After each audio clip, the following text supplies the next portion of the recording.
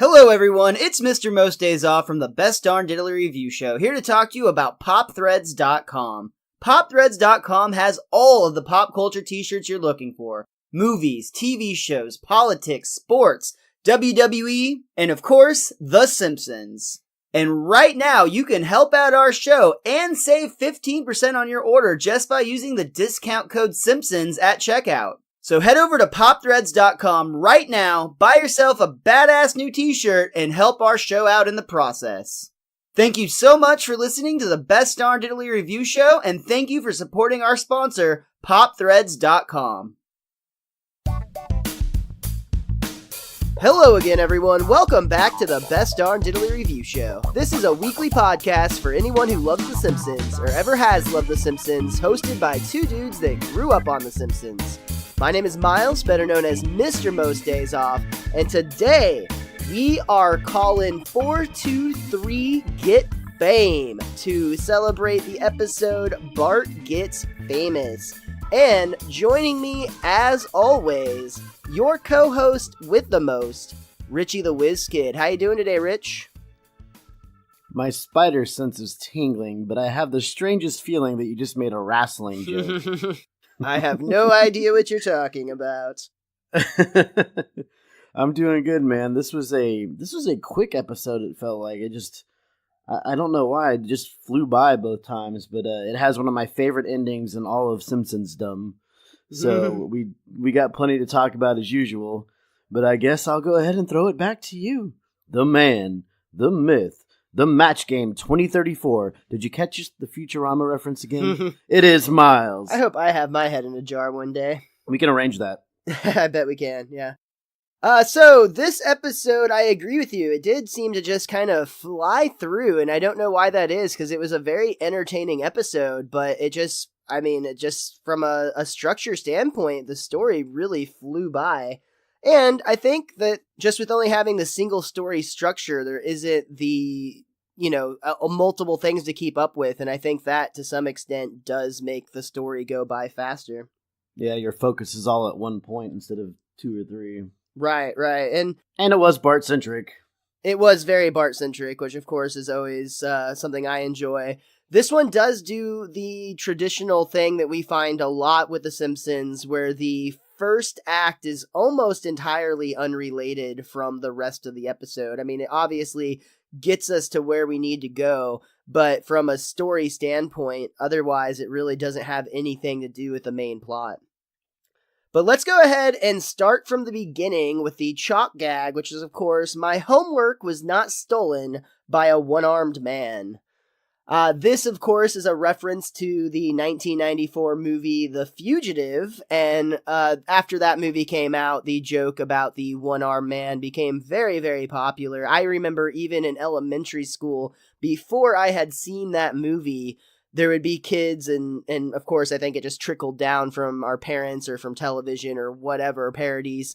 But people would often say, or The Simpsons, it wasn't me, it was the one-armed man. But again, all of that goes back to the actually really, really good movie, The Fugitive. That kind of plays into the I didn't do it aspect, too, if you think about it. It wasn't me. No, you're totally right. And I did not think about that until you mentioned it. That's very clever.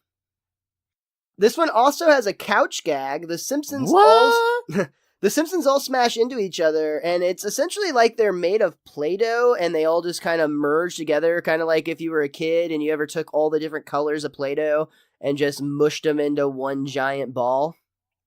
Same concept, only with The Simpsons. A Simpsmorphous blob. There you go, I like that.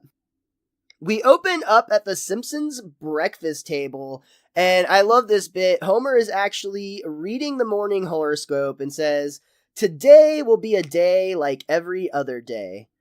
No! It just gets worse and worse! It kind of reminded me of what we just talked about last week. When he's like, well, this horrible year... Oh, no, shit, that was our New Year's ad. Never mind. That is what we... Will this horrible year ever end? Yeah, that was... that aired on the episode Last Temptation of Homer, which actually released on New Year's Eve. But I know what you're talking about. We didn't just record that like a week ago. We're ruining the magic a little bit, but that's what Behind the Diddly's all about. It's telling you what we do here at the Best Darn Diddly Review Show. Make sure you follow us on YouTube to keep up with the Behind the Diddly, which comes out every Friday except for last Friday because I got a Switch for Christmas, and frankly, I just fucking forgot because I was playing Mario. I'm doing the John Cena wave my hand in my face thing so that just didn't happen. You can't see me. It's a podcast. Nobody can see you. Woohoo! Bart walks down the stairs to the kitchen, and he's wearing his lucky red hat, and he's actually whistling the theme to The Simpsons, which is actually pretty funny, especially when Marge kind of tells him, hey, stop humming or stop whistling that annoying tune. She's like, how many times have I told you not to whistle that tune? So Bart's broken the fourth wall on numerous occasions. Now, in the commentary, I have this problem many, many times because Dave Merkin has such a dry sense of humor that I often cannot tell if he's kidding or not. But apparently, I believe this to be true. TV Guide actually listed The Simpsons having the most annoying theme on television right around the time this occurred. So this joke is actually a direct response to that survey that they conducted, which I find hard to believe just because The Simpsons is an amazing song. If anything, I could argue that it's like the catchiest because it's the type of thing that will get stuck in your head that, The Simpsons will be in your head all day long after watching a couple episodes, but annoying, that's a strong word.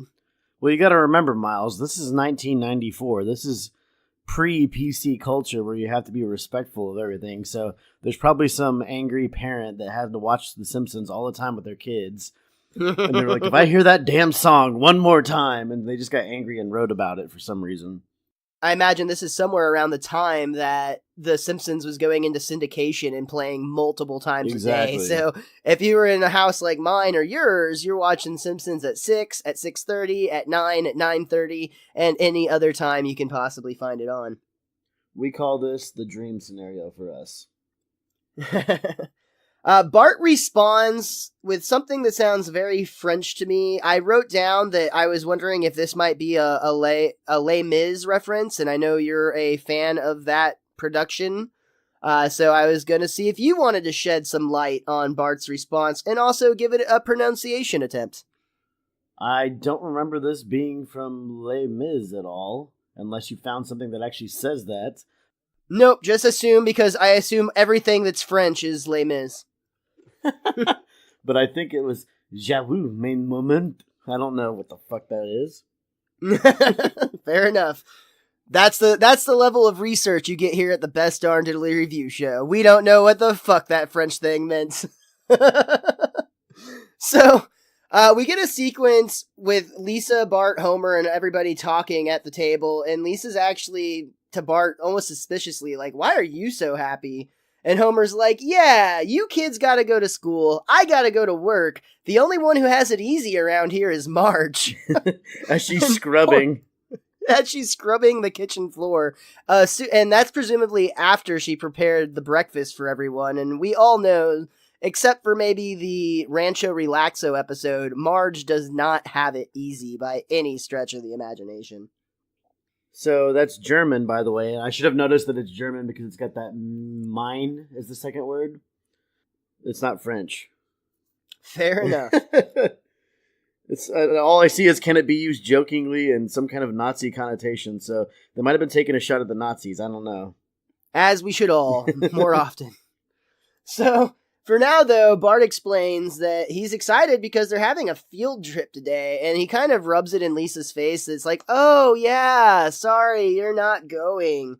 And then we get this phenomenal fantasy sequence from Lisa, because she actually essentially says to Bart, you're right, school's for losers, and immediately escapes into her head, where we jump into the future, and we see Lisa is much older, at least based on the way she's dressed. She's sitting. Her face looks exactly the same. That's true. But she's wearing like a middle-aged woman's sweater. I don't know how glasses. Else to describe it from that. But yeah.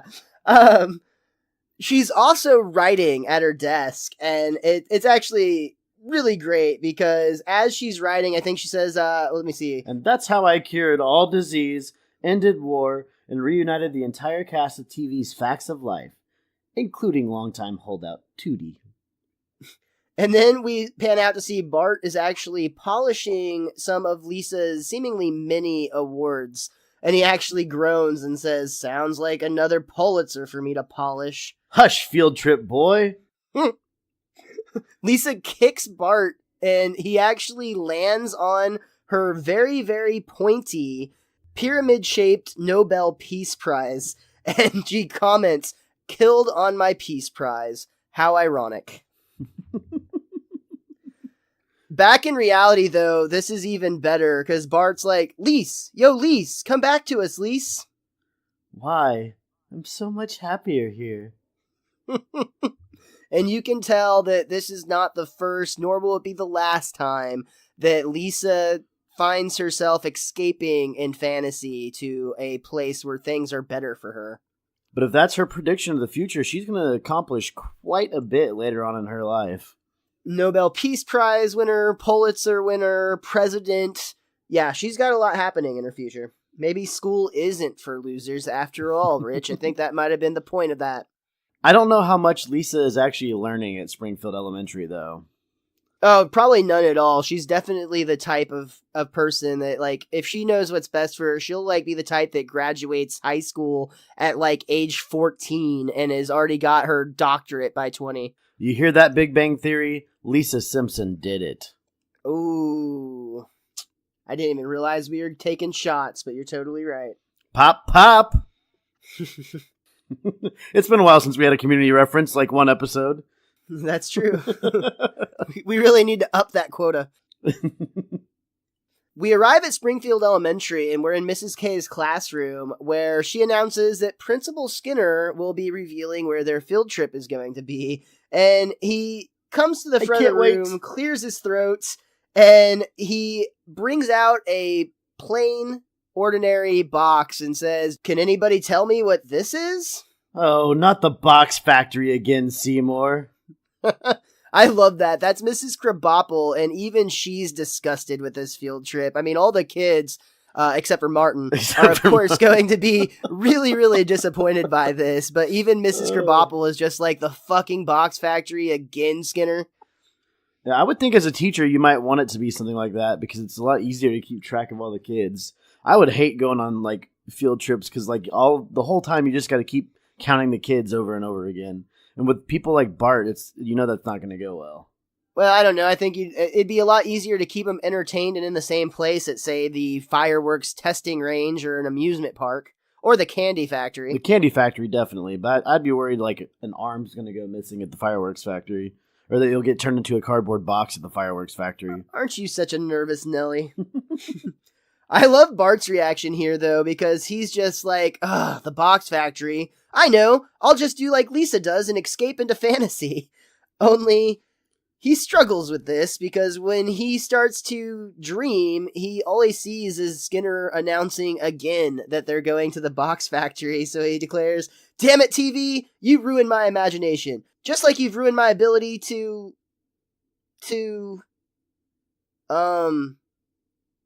oh well. And he just pulls out a portable television and starts watching TV in class. They fight and bite. They fight and fight and bite. What I love in that sequence is in his dream, Skinner's holding the box. He's like, we're not going to the box factory. And then he hides the box behind his back like he's going to pull out something different. And then he goes, yeah, we're going to the box factory, and pulls out the same box.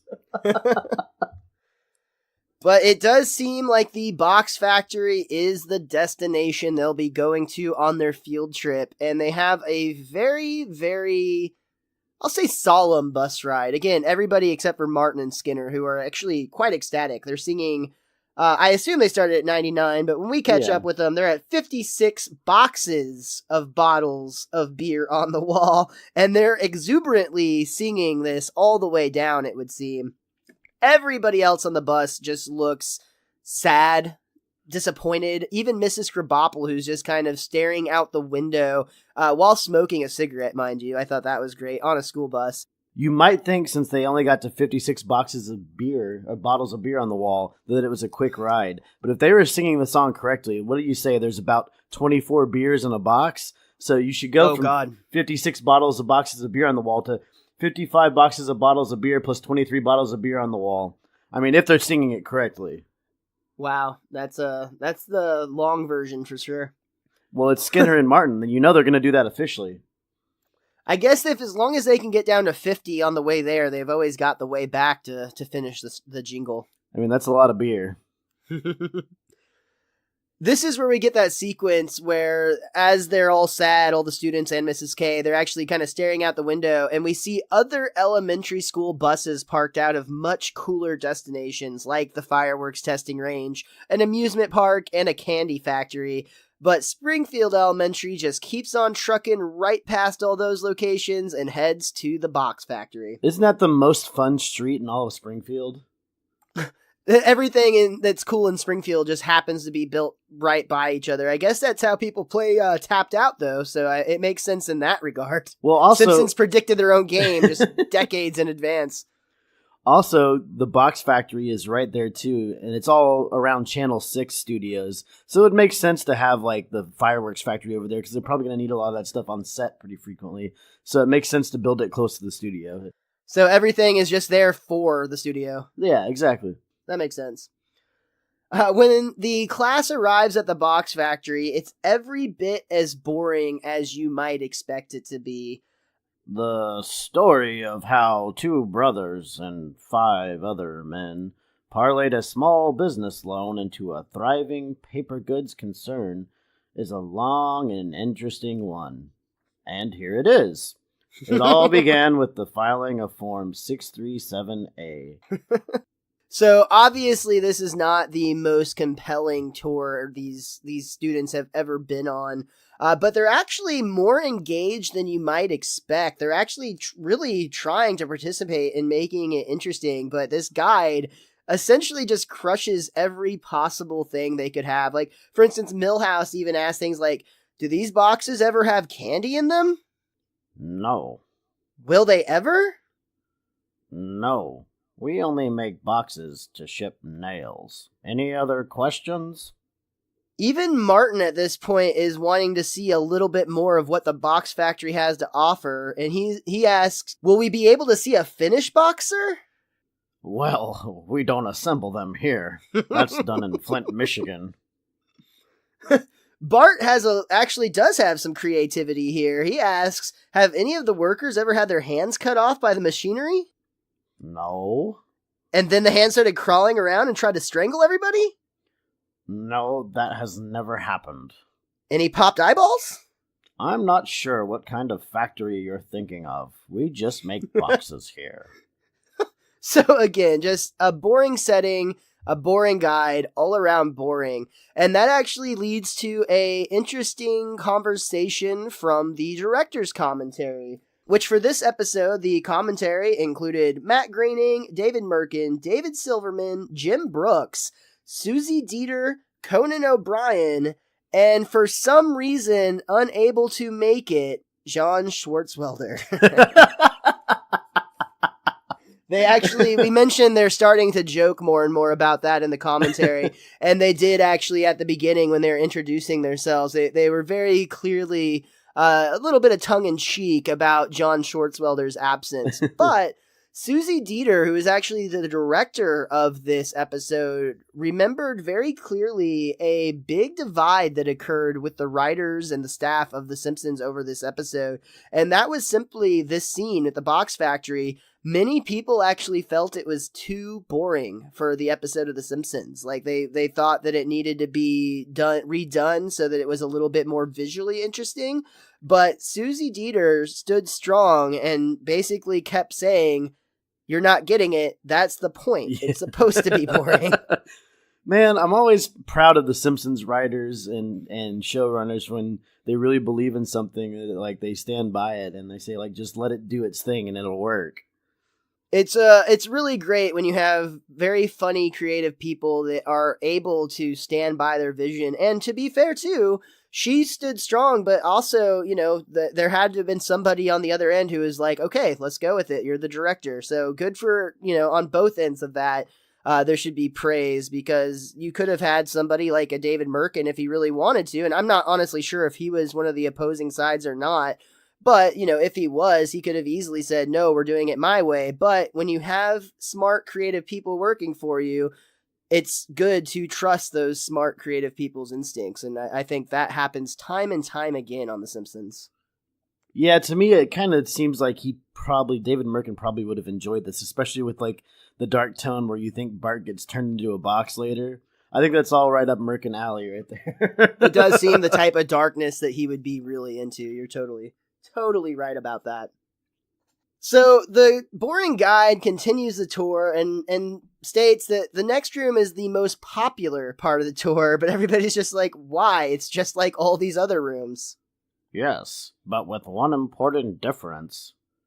Oh, they took that out. Yes, it's just like the other rooms. To be fair, this room does still have one thing the other rooms don't, and that's a view to what's next door. They discover that the television studio is directly next to this box factory, and not just any television studio, Richie.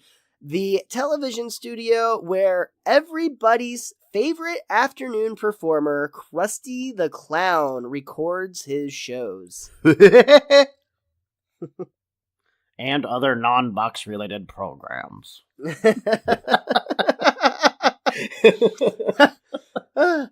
Bart instantly, when he sees this, is just like, and he basically declares, I've gotta get out of here, and he makes his great escape. They do a little homage here to John Belushi in Animal House, because they have Bart kind of sneaking away from the tour, and he dives into a laundry basket. But that really didn't seem necessary, because he pops right out and walks out the exit door when he realizes nobody's paying attention anyway. It is the box factory, after all. I don't think they have security. I mean, at worst, if you get robbed, you're going to lose a couple boxes. It's not worth putting in even fake cameras, let alone real ones. Bart does, in fact, wander over to the studio next door to wander around. He has this confrontation with a guard, which is fantastic, because the guard's just like, do you work here, little boy? Bart replies, yeah! Oh, well then go right in, sir. Skinner and Edna realize that Bart is actually missing, but it's cool. Skinner's got a plan. It works every time. He yells out, Simpson, I'm giving you to the count of 3 to come out. 1, 2, 3. Bart doesn't show up, and Skinner just declares, well, I've done all I can do. I like that Edna knew, like, the Simpsons house line and Homer's work line. I assume she had a card somewhere with all the info, but it seems like it's back in 94 days where we used to memorize numbers. Seems like she knew this stuff just off the top of her head. Well, and I do believe, to be fair, that directories used to be a lot more common, where you would like fill out at the beginning of the year, you would like write your name and, phone numbers where you could be contacted and whatnot. Well, for field trips too, you had to have those emergency numbers written down. Right, exactly. But this actually leads to one of my favorite jokes in the entire episode, even though it might be the dumbest joke in the entire episode, if we're being honest. Edna's like, we better call the parents, and they call Marge first, she's very clearly just had a few magical moments to herself where she actually didn't have anybody to take care of but Marge, where she was able to actually relax and take a shower. And of course the phone rings, so she runs down, hair still wet, in a towel, yelling, please don't hang up, I'm coming.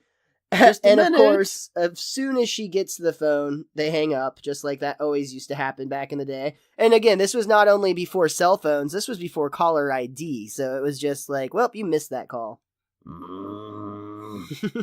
But the best part is when they realize they didn't get an answer at home, we better call Dad at work.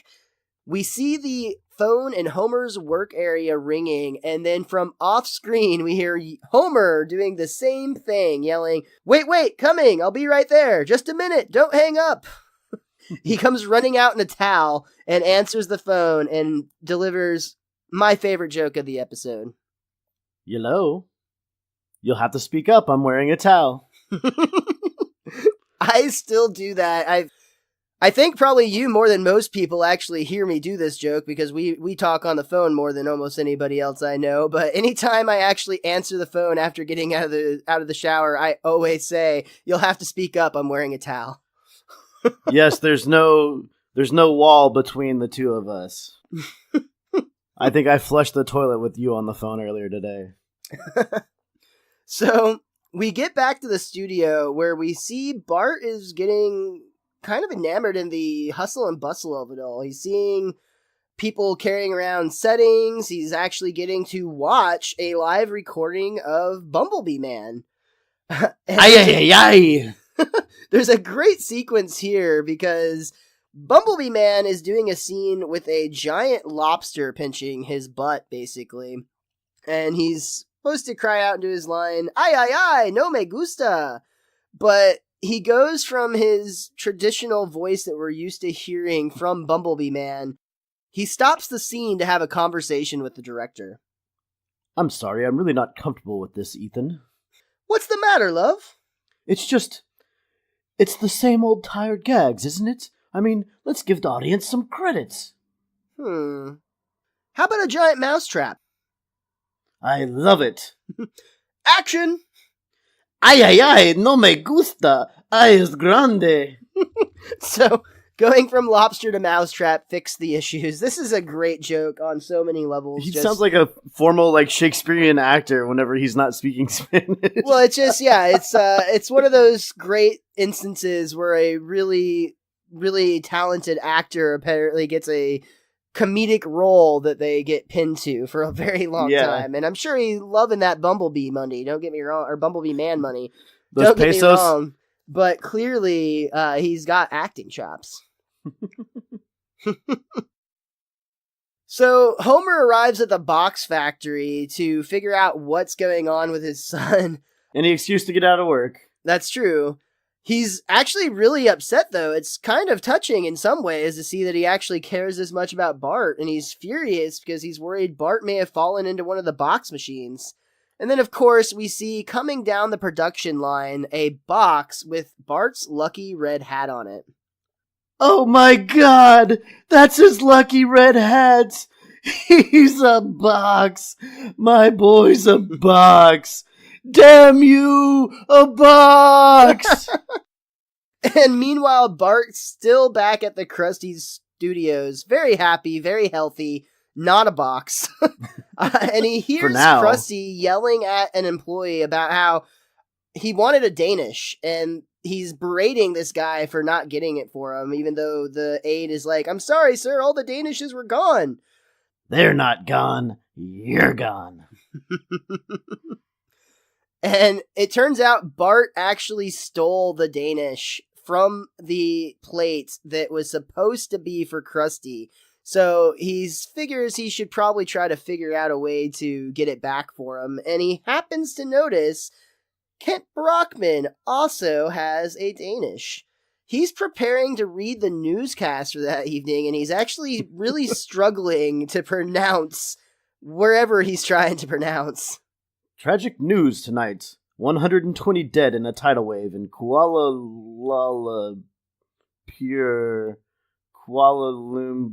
Lumpur, France. I love that he actually takes his pen and crosses out the Kuala Lumpur or whatever it was, and is just like, "Yep, we'll go with France." Hey, I've been there. To France? No, to not being able to pronounce a word, so I changed it for this podcast. Like nuclear. I was going to say that. So Bart runs up to Brockman's desk while he's reading his lines, and he actually does his classic yoink as he takes it off of Kent's plate. I love that too so much. Back with Krusty, he's still crying about his Danish, and Bart is able to provide one for it. He tells him he stole it from Kent Brockman, which actually makes Krusty even happier, but he does want to clarify Brockman didn't touch it, did he? He didn't touch it, did he? When Bart reassures Krusty that Brockman didn't touch his Danish, Krusty's actually really pleased with Bart. Good job, kid. What's your name? I'm Bart Simpson. I saved you from jail. I reunited you with your estranged father? I don't know. I saved your career, man. Remember your comeback special? Yeah, well, what have you done for me lately? I got you that Danish. And I'll never forget it. And then we get a classic recreation of a Coke commercial that was always inspiring. I can't remember the player. I'm probably going to get harassed for this. It's online. Ed Too Tall Jones, isn't it? Or no, it's Mean Joe Green. It is Mean Joe Green, I believe, from the Steelers, if I remember correctly. Long story short, he's walking in the entrance from the field to the locker room. The kid's walking by, and he has a Coke, and Mean Joe's all like, "Oh man, I really could play better if I had that Coke." So the kid gives it to him, and Joe tosses him his towel as he walks away, and it just makes his day. Little bit different with Bart. Doesn't go exactly the same way. But Krusty does start out with the same motion. He calls out to Bart, and he actually throws him his towel, to which Bart replies, "Wow, a big clown hanky." It's a towel, you yuts. I want you to wash it. You're my new assistant. Cool. And Bart's excited. I think that's basically his dream job, or at least he thinks it is for now. Before the end of the act, we do get one more great joke back at Kent Brockman's desk. He's still sitting at the news desk, and they actually say he's on. Kent replies, "Yeah, I know I'm on, but I don't care. I don't read the news until I get my Danish. Go ahead, try to find a replacement." And we see Bumblebee Man rush in and knock Kent out of his chair to try to take his role. A powerful tidal wave in Kuala Lumpur has killed 120 people. Ay, Chihuahua! Whoa, whoa, whoa! Kind of sounded like Krusty on that. It's like a Spanish Krusty. You're fine. Yeah. And that does bring us to the end of our first act, so we're going to go ahead and take a short break. We'll be right back. Greetings, friend. Do you wish to look as happy as me? Well, you've got the power inside you right now, so use it and send $1 to Best Darn Diddly. You can find us on patreon.com or donate to us directly on PayPal at bestdarndiddly@gmail.com. Don't delay. Eternal happiness is just $1 away. $1 for eternal happiness and to support one of my favorite podcasts. I'd be happier with $1. Hey, Nick, who would win in a fight between a dragon and a toaster? Oh, definitely a toaster. What? A toaster beating a dragon? Toasters can get really hot. Dragons breathe fire. Metal's immune to fire. Everybody knows that. Besides, if you put a toaster in a puddle of water, it'll shock you to death. Dude, dragons can fly. I think you'll be fine. One bite, your toaster's done. Toasters are metal. We went over this. Extremely high defense, admittedly low attack. See, dragon's just the opposite. High attack, low defense. Let's take this to the Simulation Station. To see how this and other battles end, head over to mythingcanbeatyourthing.com. You can find us on Twitter at ThingBeatsThing and email us your ideas at mythingcanbeatyourthing@gmail.com. Tune in every Monday for battles you'll have to hear to believe. Back from the break, Homer has to break the news to Marge that their son is now a box. He comes in holding the box with the Lucky Red Hat still on top and says, "Marge, I have some horrible, bone-chilling news." What is it? And just then we see Bart pop up and just say, "Hi, Homer." "Oh, nothing." Hey, that's my Lucky Red Hat sitting on top of a double corrugated 8-fold 14-gauge box. "Oh, it sounds like you really learned something on your field trip. Think you'd be interested in a career as a box maker?" Well, that'll always be the dream. I laugh at that every single time. Just the way Bart delivers that line, the reading by Nancy Cartwright, all of it is so well done in that moment. It's said in a almost serious tone, which makes it even funnier, but it's just such a great delivery and such a weird thing to aspire to be. I don't know, that tour guide seemed to really enjoy what he was doing. And non-box related television shows.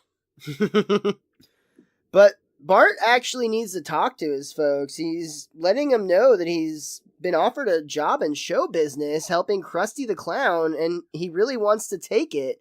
But Marge has some reservations. Like the fact that he's only 10 years old? Which, honestly, 10, it seems like it should be old enough to work. And Lisa actually points out that she's got a weekend job helping the poor, and she's only 8. Homer has a great response to that, though. That's not a job. It's a waste of time. What can poor people pay you? Nothing. What satisfaction do you get from helping them? None. Who wants to help poor people anyway? Nobody. Which I wanted to know, what is Homer's deal here? Like, was there something in the commentary that talked about what this was about? Or was it just a throwaway gag? Because they all give him this, like, what the hell stare? They often say that the best jokes in the show are just these one-offs that have nothing to do with the rest of the plot. This was actually one of those in this case. The commentary really didn't elaborate on this sequence too much, but they did say one of the scenes that was actually cut from the episode for time is at the end of this sequence. We were supposed to get a ring of the doorbell, and when Homer answered it, it was going to be somebody delivering a humanitarian award for him. I actually really like the way they went with the sequence, though, because in the actual show that we see, we just get blank stares from Marge, Lisa, and Bart. And Bart eventually, after many moments of silence, just says, "So, anyway." Not a Family Guy length of silence, though. No, just the appropriate amount of silence. But Bart is still adamant about wanting to take this job, and Homer actually steps up for him. He says, why shouldn't he have a job? He remembers the first job he had, and then he recalls a time that Homer was in a band, which I guess he considers his first job. I mean, if he was making money every day. We see a flashback where Homer's actually a street performer. I think he's outside of a pizza place. He says, "Hello, everybody. I'm Archie Bell, and I'm also the Drells. I've got a new song called Tighten Up, and this is the music you tighten up with." I actually like the little tune he was playing. They didn't give him enough time to try. Well, I like his commitment, because even after falling over, he still continues to play the music, because he's actually apparently taking business from an organ grinder who essentially sicks his monkey on him, telling him to go for the face. Hey, what's the matter with you? You crazy kid. You chasing away my business, Pepe, go for the face, So, Bart has to cut off Homer's flashback sequence and is like, Dad, hey, I'm still trying to ask if I can get a job. Yes, son. You can have an electric guitar just like your old man. No, Dad, a job. Gig, son. When you're a musician, a job is called a gig. This is another just classic case of... I like stories. I love so much where Homer is so self-absorbed that he just doesn't even acknowledge or realize that anything could possibly be different than what it was in his head. So just the fact that Bart now has essentially been given permission to join a band or become a street performer, either way. And of course, he never once asked for that. His dream, after all, is to work in a box factory. Well, there's a lot of truth the older we get, I think, to what Homer just did, too, where like somebody is asking for help or advice in a situation, and someone brings up a story about what they've been through personally, but it's kind of like... How did that relate?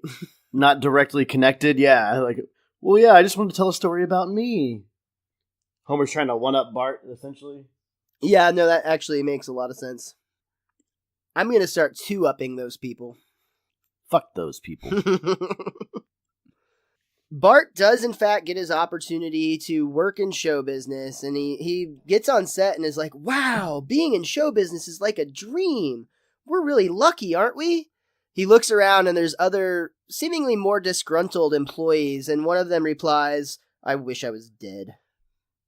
Don't listen to him, kid. This is a dream factory, the birthplace of magic and enchantments. Now, I need you to go clean out my toilet. Right in here, boy. Yeah. I don't know what I was thinking last night. This'll take you a couple hours.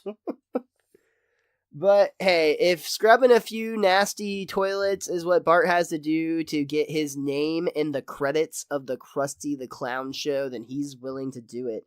And he's very excited to show Milhouse and Nelson that he is, in fact, in those credits.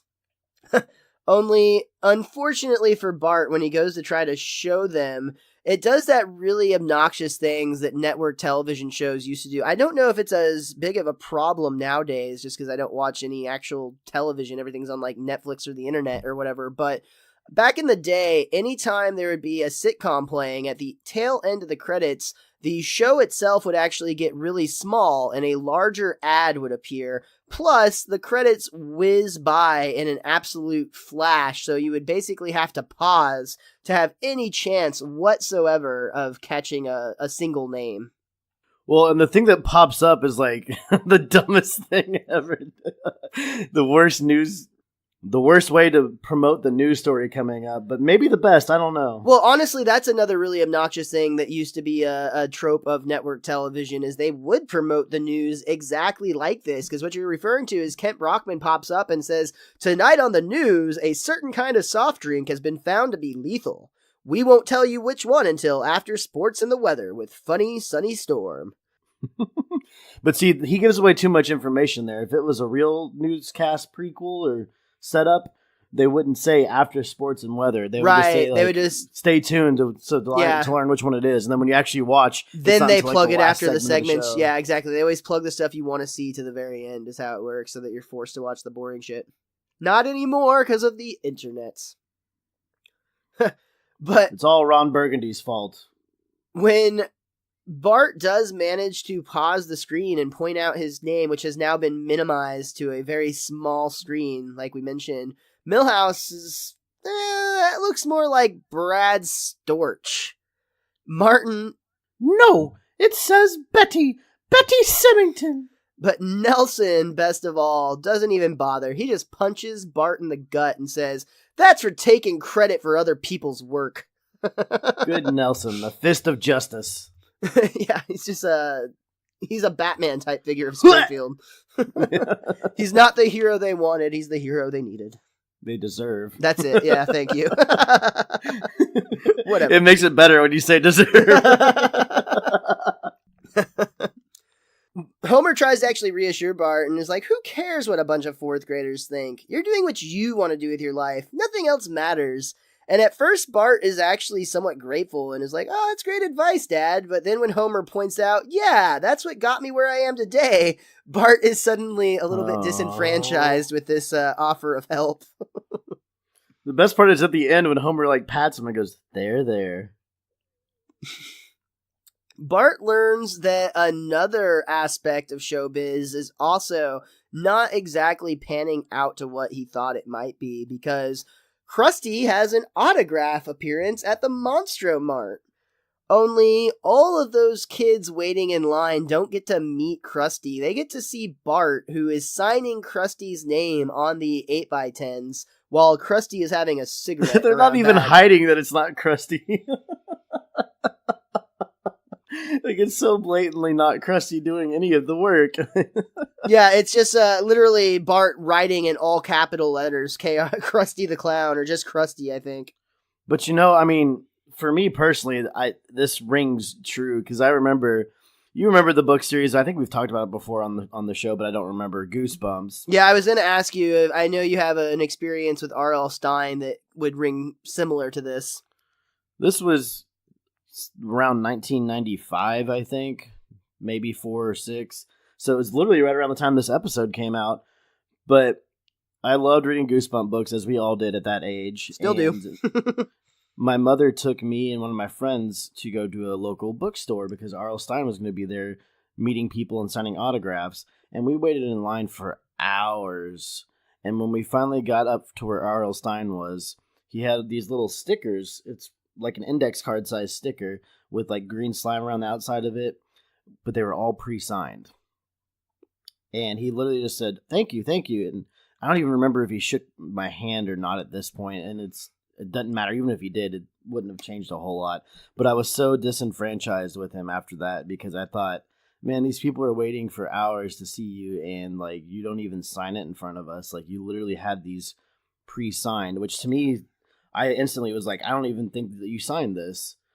And I think I stopped reading Goosebumps relatively soon after that because it broke my heart essentially. Yeah, that's sad. That is really sad, actually. I mean, when Mark Summers signed our stuff, he actually signed it in front of us and took a picture with us like a gentleman.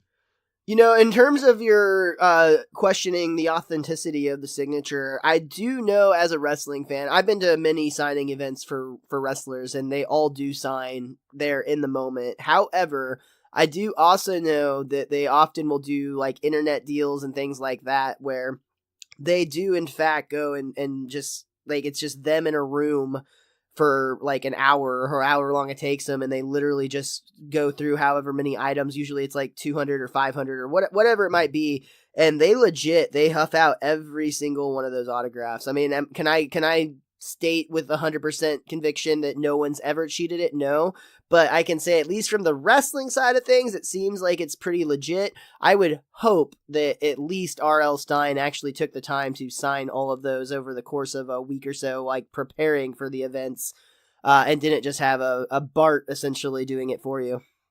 Yeah, but back in 1995 times, I mean, it's not like you can have video of somebody put online that shows they're not doing it or doing it. That's a good point. That's absolutely the case. There's nothing to hold that person accountable at all.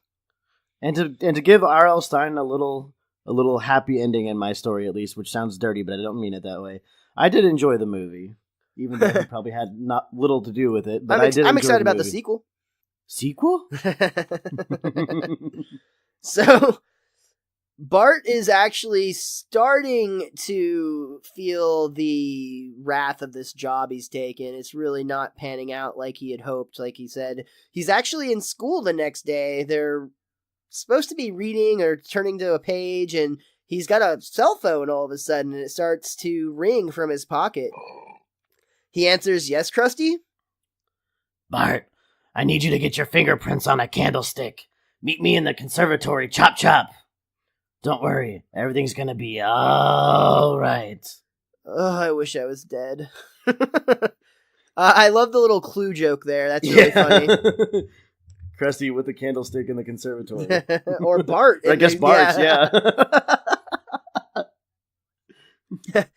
So Bart is once again off to his job after his school day is over.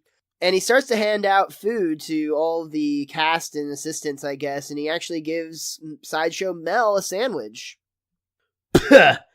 "There's cheese in this sandwich. Surely you know I'm lactose intolerant." "Sorry." "Sorry? Do you know how sick this is going to make me? Oh boy. Come and stand next to the bathroom door. I want to yell at you some more." I love that. He actually makes him stand outside while he's getting sick just so he can yell more. I don't think Bart necessarily meant to, but what he's essentially done is opened up a spot for himself with Mel out of the way. He's now sick and can't go on set. Bart's now maybe created a job for himself. By the way, this is my favorite part of the episode. I'm pretty damn sure. This for one line coming up here. "Bart, I need to use you in a sketch." "You want me to be on the show?" "It's just one line. Mel's supposed to say it, but he's dead." "Dead?" "Or sick, I don't know, I forget. Anyway, all you gotta do is say, 'I am waiting for a bus.' Then I hit you with pies for 5 minutes. Got that?" "I am waiting for a bus." "Makes me laugh, let's go." I can't remember. Mel's dead or sick, I don't know.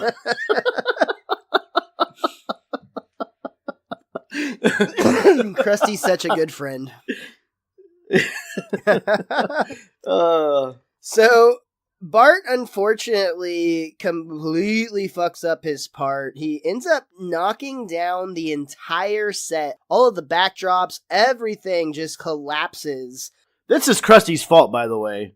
You can see the mark clearly on the stage. Like, there's an X on the ground. That's where Bart's supposed to stop.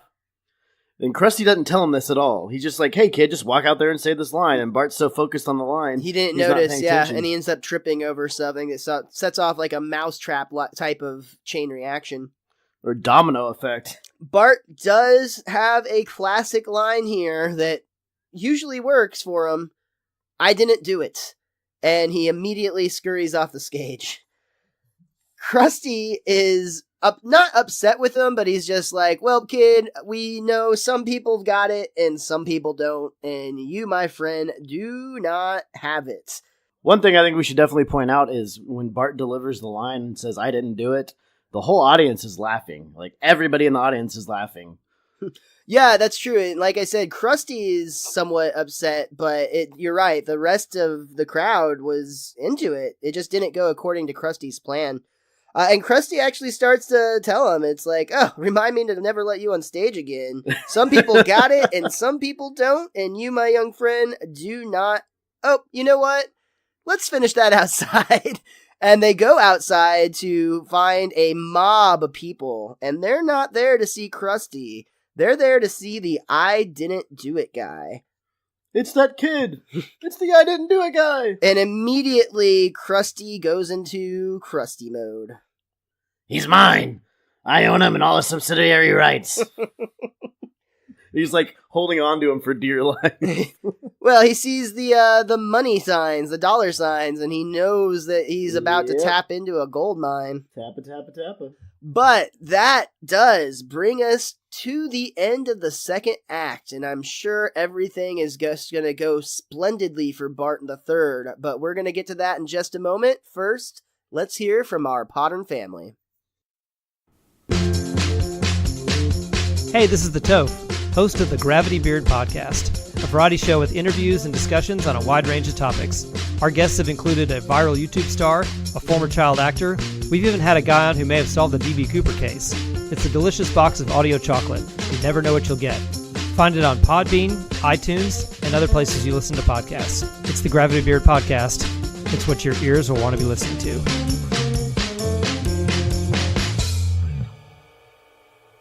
Hi, I'm MrMostDaysOff. You might remember me from such podcasts as our review of Some Enchanted Evening and our season finale spectaculars.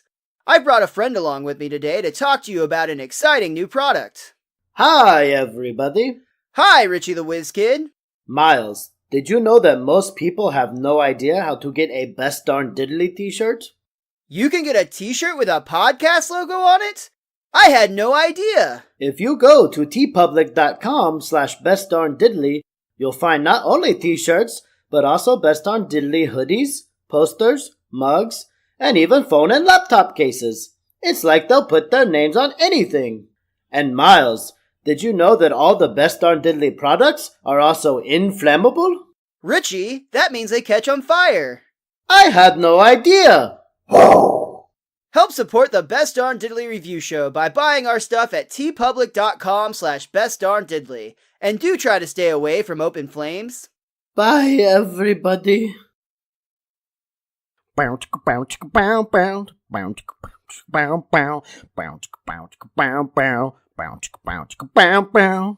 we come back from the break, and things are off like a rocket for Bart. He's already in another sketch. This time it's the I Didn't Do It boy in the Ming Vase on a Ladder sketch.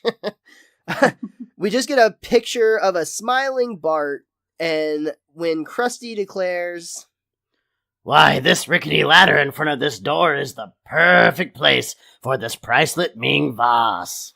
Krusty steps back and points out the vase, and Bart walks in, knocking the ladder over, and of course the vase goes smashing down, and Bart delivers his line with gusto. I didn't do it. And the laughter erupts. This line is over with this crowd. And now for the I didn't do it dancers. I love that this is a clear parody of the Fly Girls from In Living Color.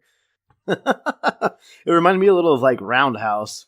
Oh, I loved Roundhouse on Nickelodeon, but to be fair, I'm pretty sure Roundhouse was like a Nickelodeon spin-off of In Living Color. I completely agree with you. Can we talk about the phrase for a second, man? Because, I mean, the first time you saw this episode in particular as a young child, didn't you start saying this a lot more? Like, didn't this directly influence what you were saying outside of The Simpsons? As somebody who has stated many times that Bart Simpson was their childhood idol, I may have used this line once or twice.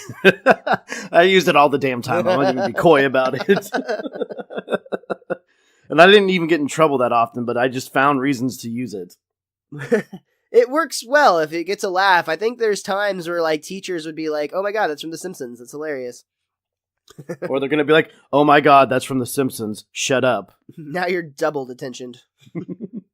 But for what it's worth, the line isn't just over with us when we were in middle school or elementary school or whenever this would have been.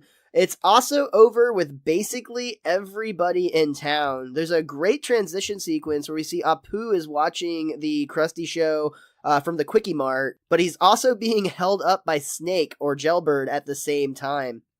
Don't move, dude. This is totally a gun. And we see Apu press the silent alarm very quickly, and Snake like cocks the shotgun as it's pointed at Apu. It could actually be a pretty dark David Mercantile of sequence here, but then Apu immediately belts out, "I didn't do it." And they both start laughing helplessly. They just start giggling. I did too at that. That one's really good, but I actually like the next sequence even better because we see Joe Quimby is in bed with a woman who isn't his wife, and his wife then opens the door walking in. "Joe, how could you?"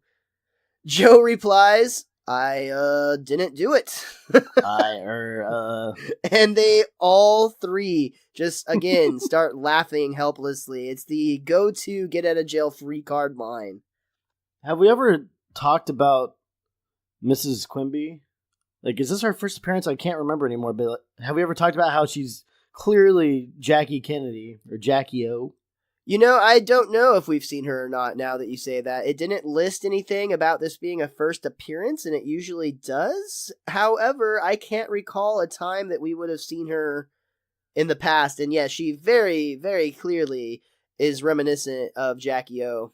Just to further the Kennedy representation from Quimby. Mm-hmm. It makes a lot of sense. There's one more I didn't do it laugh here because you actually see firemen outside of a burning building, and one declares, "This is the third time this building has burned down because someone has been smoking in bed." And Patty and Selma... I like how they know that they were in bed while smoking. Yeah, that is really specific. And Patty and Selma in unison both reply, I didn't do it. And even the fireman starts laughing. Yeah. I remembered everything about this episode except this one little bit. I don't remember the Patty and Selma part at all. Oh, really? Like, you remember the Quimby and the Apu and Snake? Oh, but yeah. Not the Patty and Selma? Yeah, I completely caught me off guard. To be fair, that sequence does seem like the type of thing that they could theoretically cut for time if they were doing this in syndication, because sometimes they actually have to trim the episodes to fit the time slots that the networks that syndicate the show require. Maybe also they don't want to promote smoking in bed nowadays. Well, I don't think this promotes smoking in bed. I think it very clearly states smoking in bed is not a good idea. Unless you say I didn't do it. The sensationalism of this whole catchphrase is getting crazy because we see at the Simpsons breakfast table that there is now an I didn't do it book, the Bart Simpson story. Lisa is very quick to point out that biography of Bart came out awfully quick, and it's not even about him. Sure it is. Look at the cover. But inside, it's mostly about Ross Perot, and the last two chapters are experts from the Oliver North trial. Ah, Oliver North. He was just poured into that uniform.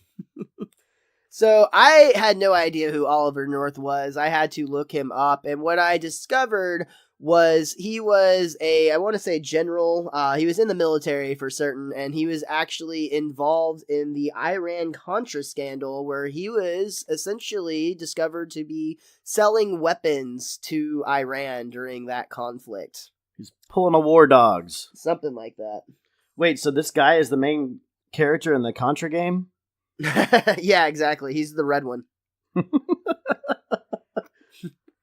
Up, up, down, down. Left, right, left, right. We actually get another MC Hammer reference this week. I want to say that's back to back. Wasn't last week's episode the one where Homer the Vigilante, where Barney and Homer were driving down the street on a motorcycle to Hammer? Yeah, that's right. In this one, we see Bart is actually doing an I Didn't Do It rap, but it's very similar to an MC Hammer song. It's just got that kind of tone to it. It's very clearly Hammer. It's Hammer! I do believe that both episodes were written by John Schwartzwelder, so he clearly has some sort of fascination with the man. He just couldn't be reached for comment. Right. For some reason. Krusty even organizes an I Didn't Do It Boys own autograph signing, which, to be fair, at least this time they're getting the autograph from the person that they're actually trying to get the autograph from. Well, what, you think Krusty's going to sit down and sign for him? Right, yeah, it's not going to go that way. I do love, though, Abe Simpson is in line. He's like, I have to pay to see my own grandson? That's the Democrats for you.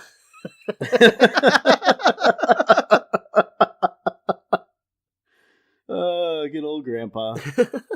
Krusty is putting the full marketing machine behind the I Didn't Do It catchphrase. In addition to the signing events, he even set up a 24-hour-a-day Bart chat. Only we notice when we see a little girl calling into Bart chat, it's Barney who answers. Are you Bart? Sure I am. I didn't do nothing. Isn't it I didn't do it? Yeah, whatever. Bart's fame is getting to the point where he can't even really participate in school anymore. He, of all people, points out that shouldn't they be learning, as the entire class just stares at the I Didn't Do It boy, including Mrs. Krabappel. Say the line, Bart. I didn't do it. Yay! I love that even Krabappel's like overjoyed in that little moment. It's really weird to see her like that. Homer wants to strike this opportunity twice, since he's got one kid who's made it famous on a single catchphrase. Why can't Lisa just say something funny too? So he approaches his daughter with a microphone and a recording device of some sort and tells Lisa to say something funny. Like what? Oh, something stupid, like Bart would say. Bucka bucka or woozy wuzzle, something like that. Forget it, Dad. If I ever become famous, I want it to be for something worthwhile, not because of some obnoxious fad. And Bart just so happens to walk through the room, and he's clearly offended by that. He replies, obnoxious fad? Don't worry, son. You know, they said the same thing about Urkel. Hey, that little snot boy. I'd like to smash that kid. I used to love Urkel. Family Matters was awesome back in the day. I just love, again, an instance where TV like completely captivates Homer to overreacting. Yeah, and he's just completely reacting to something not in reality. In a somewhat ironic turn, Bart's fame has now made him study harder than he ever has in his entire life. I mean, he essentially got famous by somewhat slacking off and not really doing what he was supposed to some extent. And now, as he's kind of getting known as a one-trick pony, he's actually trying to better himself a little bit by reading a stack of books. Homer comes in and is like, what the hell are you reading books for? I'm doing the Conan O'Brien show, and I want to have some intelligent stuff to talk about. Don't forget to say I didn't do it. Dad, there's more to me than just a catchphrase. How do you figure, boy? Watch the Conan O'Brien show. You'll see. All right, but after Leno, I'm all laughed out, you know. I want to bring up the fact that we're getting a Conan O'Brien guest appearance only mere weeks after he's no longer a part of the show. Yeah, there's actually a lot of really fun stuff to talk about with that, especially with Conan being on the commentary. They revealed quite a bit of interesting facts to go along with that. Let's go ahead and talk about his appearance on the show real quick, and then we'll get to those Conan facts. For now, Bart is actually appearing on the Conan O'Brien show, and just like everyone else, even though Bart's trying to talk about other stuff and show that he's not just the I didn't do it boy, I think he's talking about the rainforest and how they're burning dangerously fast, but Conan's just do the line. Just like, yeah, just, I didn't do it, and Bart's very sad as the crowd continues to cheer. Conan is great here, too. He's actually he's cracking up at the line. Great material. We'll be right back. And as the music starts to play, Conan starts to dance, and Bart starts to kind of half-heartedly join in with them, but Conan's like, sit perfectly still. Only I may dance. He sounded so young in that, too. That was the part that really creeped me out. Well, yeah, it's definitely a while ago. At first, it's almost like, is that his voice? But it definitely was. And about the Conan O'Brien show. So this episode, this concept for the episode, and this appearance by Conan was written long before Conan was ever on the air. He had signed the contract at this point, but as things do, things could have not worked out, and there was no guarantee that he was actually going to get on television at this point.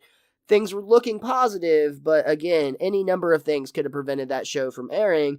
So the writers of the show actually kept this a secret. There was a very limited number of people, Dave Merkin being one of them, but only a small number of people actually knew of this scene that was being added to the show. They animated it themselves, they did everything secretly, and they didn't approach Conan to do the voice for it until very last minute, just because they didn't want to...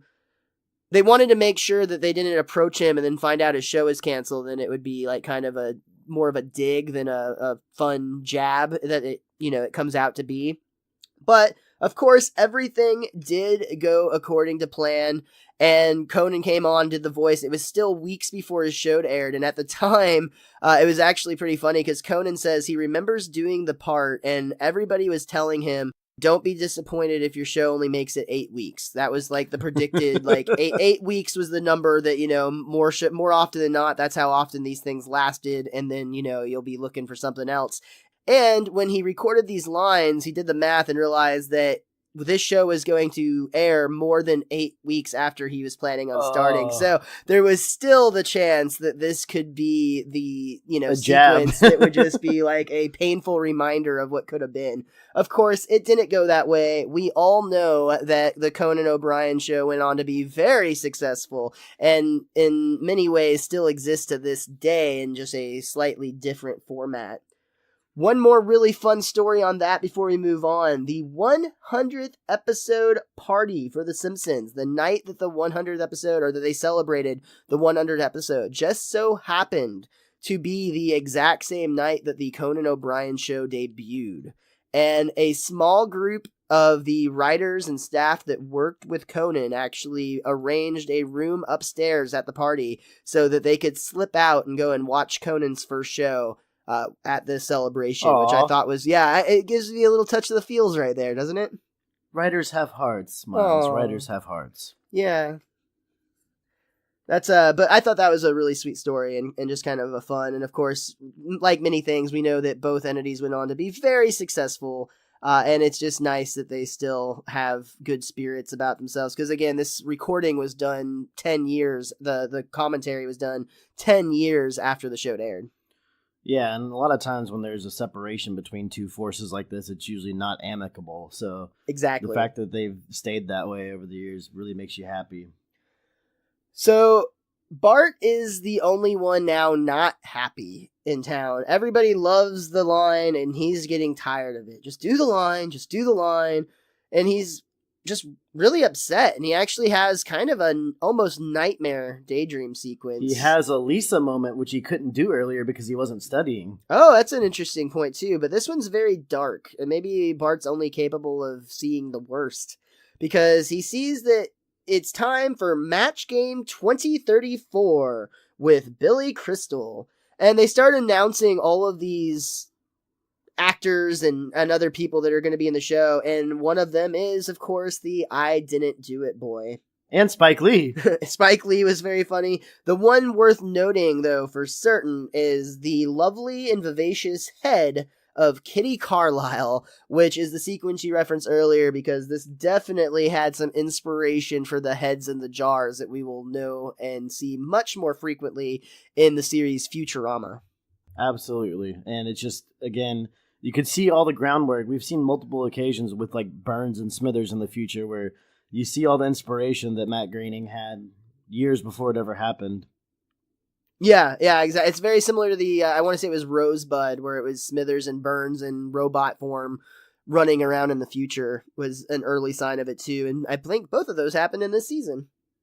Oh, wow. Look at that. Inspiration.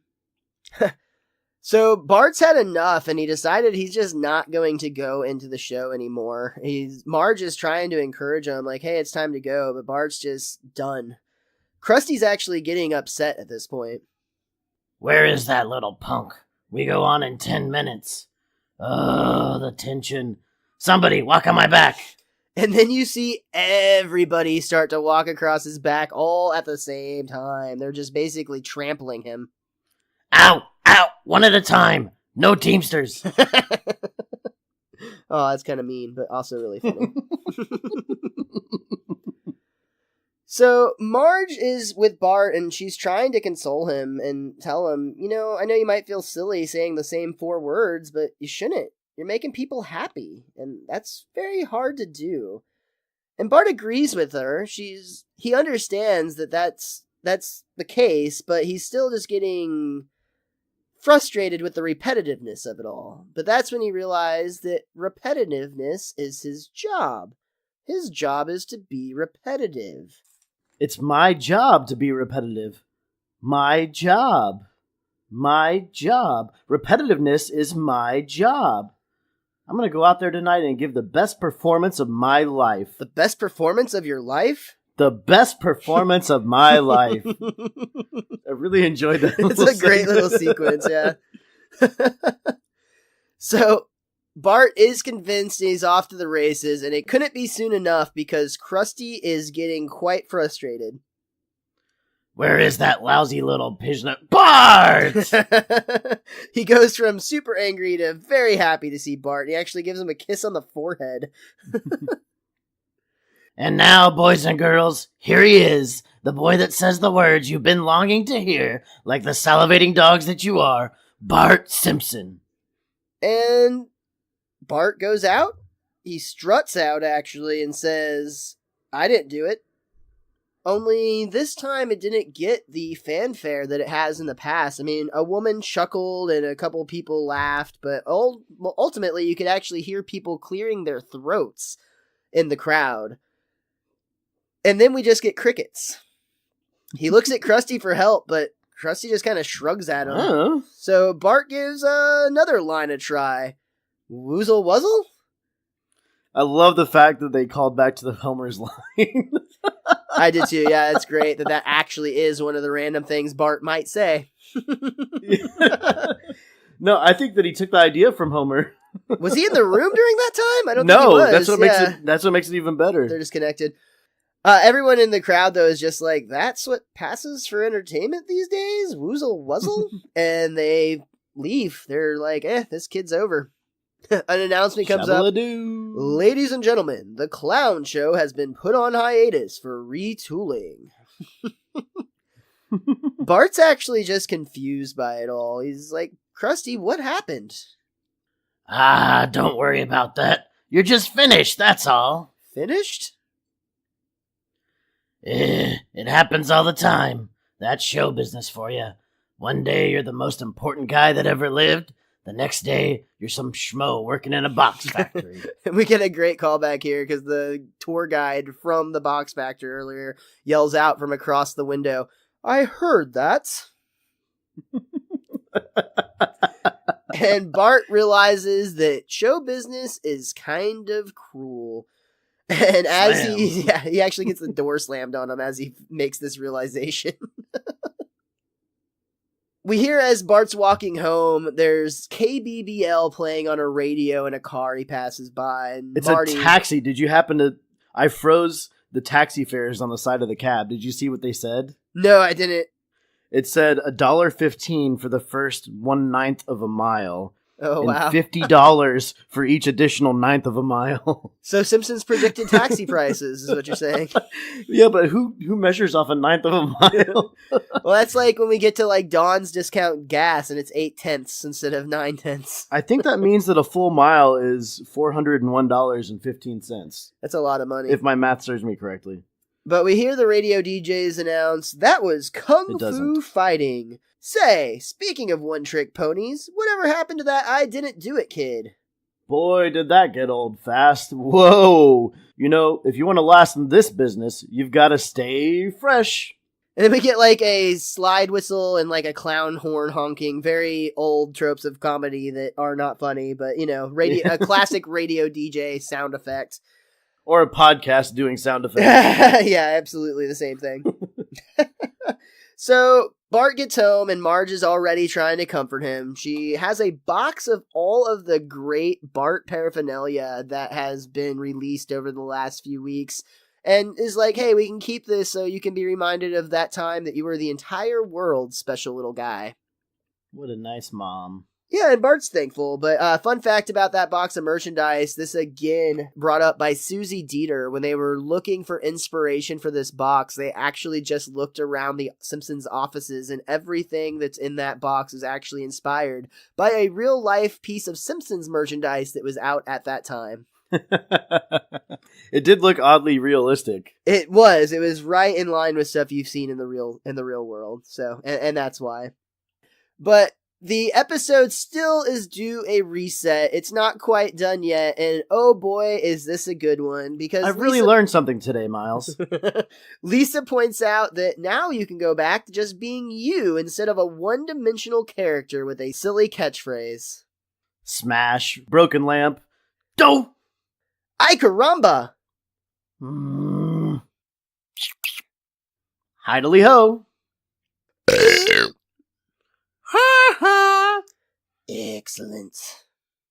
And as we go through all this string of all of the characters in Springfield that have an actual one line that they all say, their signature catchphrase, which is just this great moment, because again, all these people are just randomly arriving at the Simpsons home too, which makes it even funnier.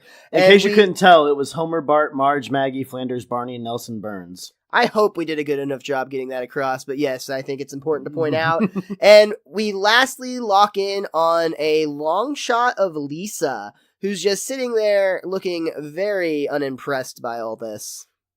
Everybody that just had a one-liner staring at her too, and that's when she says, "If anyone wants me, I'll be in my room." And as the show fades to black and the credits start to play, we actually hear Homer say, "What type of catchphrase is that?" This up to this point, I think this is my favorite ending to an episode. I've always remembered this one. I don't always necessarily remember that it's on this exact episode, but I remember the final sequence so well, and I love it so much. It's a great ending. I would say it's definitely a contender for one of the strongest we've had throughout the first 5 seasons. But that does bring us to the end of Bart Gets Famous. Richie, was there anything else that you or that book of yours want to point out before we get out of here? My book, The Simpsons: A Complete Guide to Our Favorite Family, actually speaks at one moment about Krusty's audience whooping like they did on the Arsenio crowd. So I don't remember seeing that.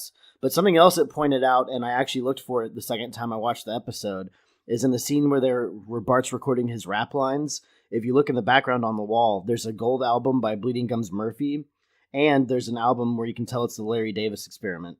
Oh, that's awesome. I'm sorry. Larry Davis Experience. Excuse me. Oh, that's really cool. I didn't catch that. That's rad.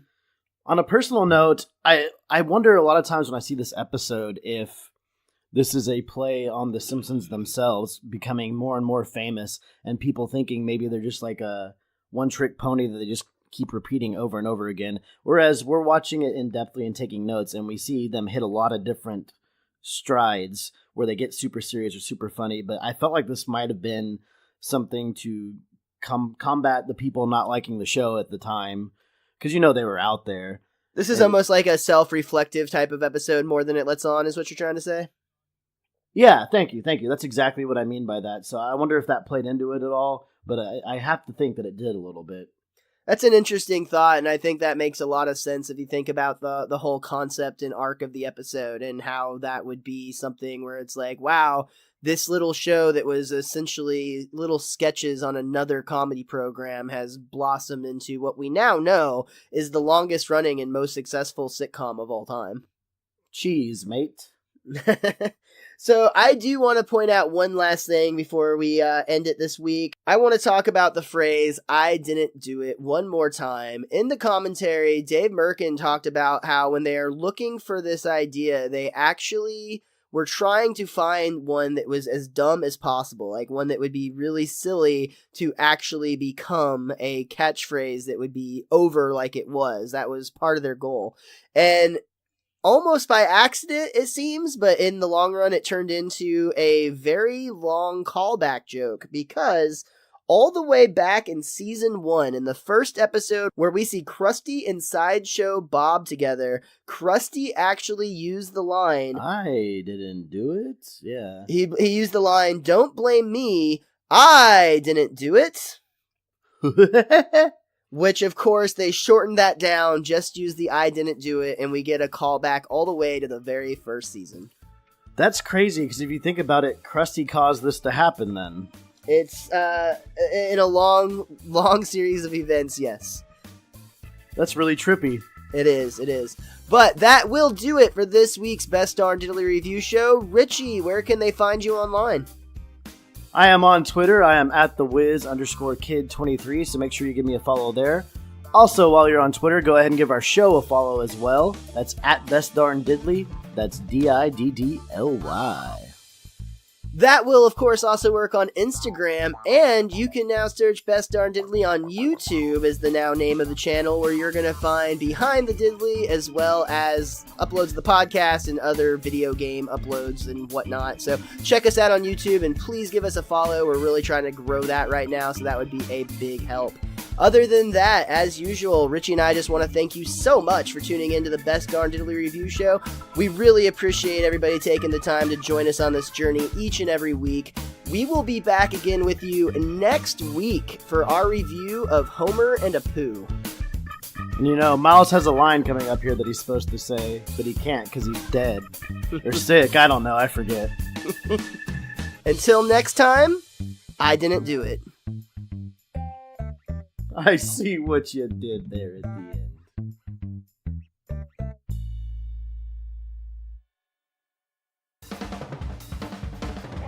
I'm Jay.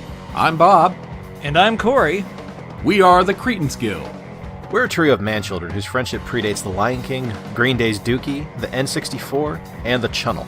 We have backgrounds working in television, video games, radio broadcasting, creative writing, and pizza delivery. That's a large cheese, right? On our podcast, Nerd or Not, you'll hear us talk about board games, TV, movies, comics, collectibles, video games, wrestling, theme parks. We even did a segment on f***ing pizza. So check and listen to us on Podbean, iTunes, Google Play, and YouTube. And check out our socials on Twitter and Instagram under Cretans Guild. Welcome to the Guild.